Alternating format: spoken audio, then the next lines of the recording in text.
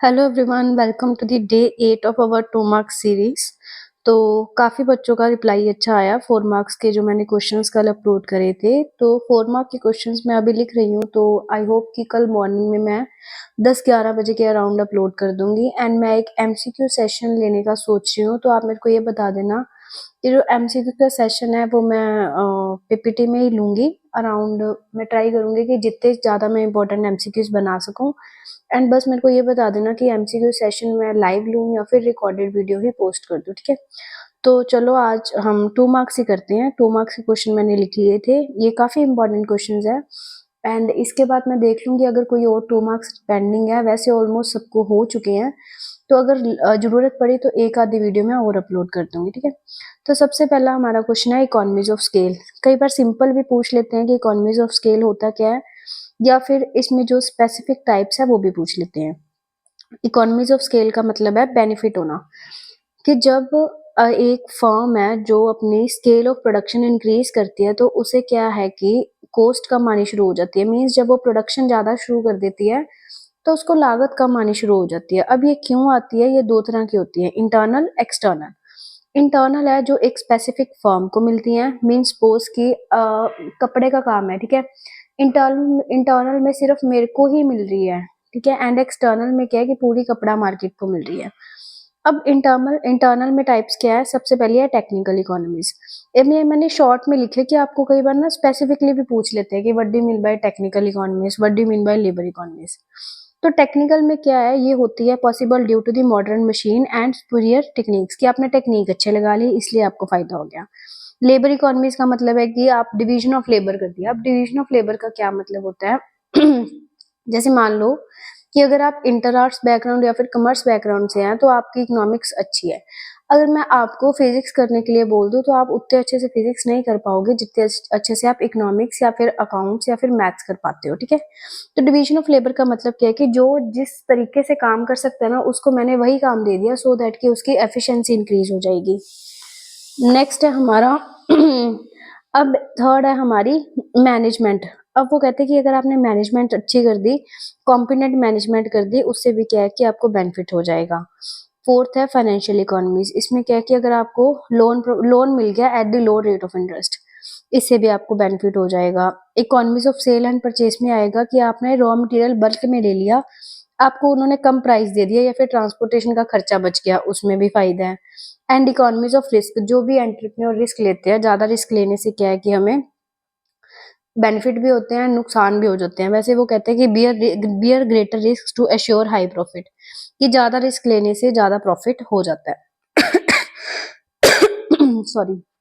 Next है हमारा external. अब एक्सटर्नल में क्या है? Economies of concentration.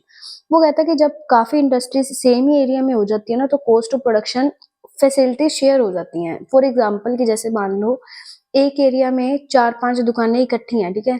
मैंने भी वहां से रॉ मटेरियल मंगाना है जहाँ से वो सेम मंगवा रहे हैं, तो हम दोनों इकट्ठे ही मंगवा लेंगे सो दैट कि हमारा कॉस्ट मतलब ट्रांसपोर्टेशन का खर्चा बच जाएगा।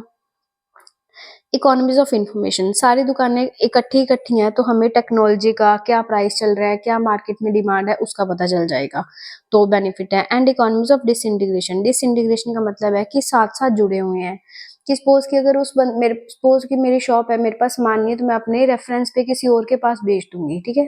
तो इसका मतलब क्या है कि डिसइंटीग्रेशन में क्या है कि when the production process is divided into different stages and each stage is carried out by the separate specified firm, की जैसे कोई फर्म किसी और चीज में स्पेशलाइज्ड है एंड कोई फर्म किसी और चीज में स्पेशलाइज्ड है।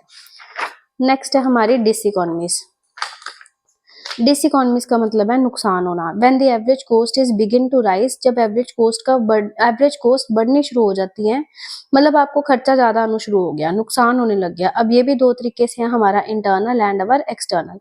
इंटरनल में सिंगल फॉर्म, एक्सटर्नल में इंडस्ट्री। इंटरनल में अब कारण क्या क्या हो सकते हैं? कम्युनिकेशन गैप है, ओवर क्राउडिंग होगी, डिले इन डिसीजन मेकिंग या स्ट्राइक्स या लॉकआउट्स। एंड एक्सटर्नल में क्या आ जाएगा? रॉ मटेरियल की प्रॉब्लम है, पावर की प्रॉब्लम है, पोल्यूशन प्रॉब्लम है, ठीक है। Then the types of cost. Money cost कौन सी कॉस्ट है? जो स्पेसिफिकली मनी के फॉर्म में होती है, ठीक है, मॉनिटरी टर्म्स में होती है। फॉर एग्जाम्पल कि एक फर्म प्रोड्यूस कर रहा है 100 यूनिट्स और प्राइस है 10 रुपए, तो कितना खर्चा आ गया? 1000 रुपए।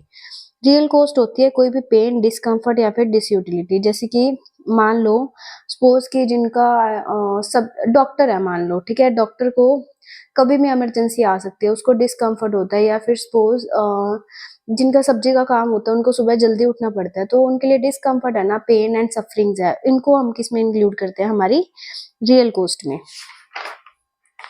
नेक्स्ट है एक्सप्लिसिट कोस्ट। एक्सप्लिसिट कोस्ट तो आपको पता ही है। एक्सप्लिसिट कोस्ट मतलब मैंने जो भी चीज़ फैक्टर ऑफ प्रोडक्शन हायर करे हैं वो बाहर से हायर करे हैं, जैसे rent of shop, wages of labour. And implicit में क्या है कि वो मेरे खुद के ही हैं, मेरे को किसी को एक्चुअल कैश पेमेंट नहीं देनी पड़ रही। जैसे सपोज कि मेरी शॉप है जो घर पे ही है, तो मेरे को एक्स्ट्रा रेंट घर पे नहीं देना पड़ रहा। देन हमारी डिमांड शेड्यूल। डिमांड शेड्यूल का मतलब है कि अदर थिंग्स बीइंग कांस्टेंट, जो शेड्यूल सिर्फ demand and different different prices and different different demand का रिलेशनशिप दिखाता है। अब ये दो तरह का होता है, इंडिविजुअल, मार्केट। इंडिविजुअल में हम सिर्फ एक पर्सन के प्राइस, एक पर्सन की डिमांड डिफरेंट डिफरेंट प्राइसेस पे दिखाते हैं, एंड मार्केट पे दो पर्सन की डिमांड हम डिफरेंट डिफरेंट प्राइसेस पे डिमांड दिखाते हैं। जब इन दोनों का टोटल कर दोगे तो वो हमारे पास क्या बन जाएगी, मार्केट डिमांड। एंड ये वाला आपको कई बार 2 मार्क्स के एमसीक्यू और 2 मार्क्स के क्वेश्चन में भी आ जाता है। नेक्स्ट है हमारा private cost and social cost. Private cost वो कॉस्ट है जो सिर्फ एक पर्टिकुलरली एक इंडिविजुअल या फिर फर्म को ही सफर करनी पड़ती है, जैसे कि जो आप खर्चा दे रहे हो, ठीक है। एंड सोशल कॉस्ट होता है जो पूरी सोसाइटी को सफर करनी पड़ती है। फॉर एग्जाम्पल कि आपके घर के पास ना चक्की है आटा पीसने वाली, सारा दिन वहां से शोर आता है, तो वो आपको बियर करना पड़ रहा है ना, तो वो किस में आ जाएगा, हमारा सोशल कॉस्ट में। लास्ट है हमारा pure competition and perfect competition. ठीक है, इस प्योर कंपटीशन में क्या है कि प्योर कंपटीशन होता परफेक्ट कंपटीशन के जैसा ही है, पर इसमें मेजरली 3 ही फीचर हैं। Very large number of buyers, sellers, identical product, free entry and exit, जैसे कि लोकल सब्जी मंडी। And perfect competition wider concept है, क्योंकि इसमें प्योर कंपटीशन के फीचर्स तो हैं ही, पर इसके अलावा और भी कई फीचर्स हैं। Large number of buyers and sellers, homogeneous product, free entry and exit, perfect knowledge, perfect mobility and no transportation cost. तो आज के 2 मार्क्स हमारे डन है। अगर आपको अब आपको देखने में लगता होगा कि ये तो सिर्फ 5 मिनट की वीडियो है। कई बच्चे मेरे को कहते हैं कि मैम ड्यूरेशन बढ़ा दो। बात ड्यूरेशन की नहीं है बच्चे, मेरे को बोलने में कोई दिक्कत नहीं है, समझाने में कोई दिक्कत नहीं है, पर ये जो कॉन्सेप्ट्स है ना, इनको लिखने में बहुत ज़्यादा टाइम लगता है। अब इन कितने को क्वेश्चन थे, हार्डली 6-7 क्वेश्चन थे, फिर भी इसमें घंटा डेढ़ 2 आराम से जाते हैं। ठीक है, तो मैं जो कल 4 मार्क्स की वीडियो ला रही हूँ उसमें मैं ट्राई करूंगी कि मैं जितने ज़्यादा 3 या 4 क्वेश्चन लिख पाई मैं उतने लिख के करवा दूंगी। इंपॉर्टेंट ही करवाऊंगी। अगर किसी बच्चे को लगता है कि हमने क्वेश्चन आंसर नहीं करने, तो आप कंसेप्ट रेफर कर लो। कंसेप्ट की वीडियो मैं ऑलरेडी डाल भी रही हूँ, डालती भी रहूंगी, और ऑलरेडी पहले भी बहुत सारी हैं। तो कंटेंट की कमी नहीं है, आपको कंटेंट ढंग से यूज करना आना चाहिए। ठीक है, तो बाकी अगर कोई भी दिक्कत हो तो मेरे को कमेंट सेक्शन में कमेंट कर देना। मिलते हैं नेक्स्ट वीडियो में। लाइक, कमेंट एंड शेयर ये बोलने की ज़रूरत तो नहीं होनी चाहिए, बट स्टिल व्यूज़ इतने होते हैं, बट लाइक सिर्फ 5-7 इतने ही होते हैं। बट चलो कोई नहीं, फ़र्ज़ है, करते रहते हैं। क्या पता, मतलब मैं चाहती हूँ कि आपका सभी का पेपर काफ़ी अच्छा हो, एंड आप फिर मेरे को अच्छे अच्छे रिव्यूज़ देना, सो डैट कि आपके जूनियर्स के लिए भी हेल्पफुल हो सके मेरा चैनल। तो मिलते हैं नेक्स्ट वीडियो में, तब तक के लिए keep learning, keep sharing and पढ़ते रहो। 25 को आपका पेपर है। चलो, ओके।